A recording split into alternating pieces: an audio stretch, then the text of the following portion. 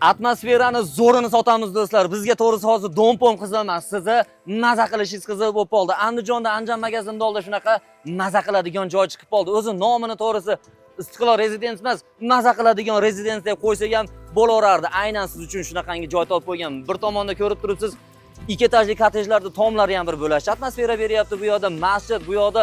O yangi Andijon. Xullas, sizni qayerdan bo'lsangiz ham tomis ko'rinadigan joydan zo'r joy topib qo'ydim do'stlar.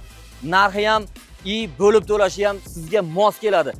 Bitta gap bilan qisqacha qilib aytaman, 26 ming dollarga agar 2 xonali joy oladigan bo'lsangiz, 8 ming dollarini bitta ham mashinangizni shunday sotasiz, pulni berasiz.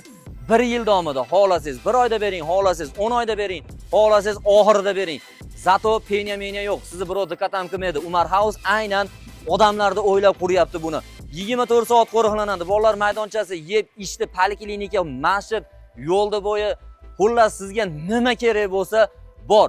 Ko'rib turganingizdek, pastda do'konlari ham sotuv e'lon qilindi, kadastr hujjatlari chiqdi. Xohlasangiz hamma Furqat tomonga muskoy qilib oldi. Endi betga ham qilinglar. Undan tashqari olmalar ham ko'rib turibsiz, hozir oziq-ovqat do'konlar aynan Andijonga kirib kelyapti. Shunaqa narsalarni ham yurgizsangiz bo'ladi. Eng muhimi, pastda nomer qoldiraman, aloqaga chiqib, o'zingiz uchun qulay bo'lgan gaplarni so'rab oling. Nima edi hali? Ismingizni bosh harfini qo'yib keting, bo'ldi. O'zlari aloqaga chiqadi. Maza qiling do'stim. Biz shu yerda tepada turib, masjidga qarabmi, qiblaga qarabmi bitta duo qilasiz, bizga shu yetadi. Albatta aloqaga chiqing.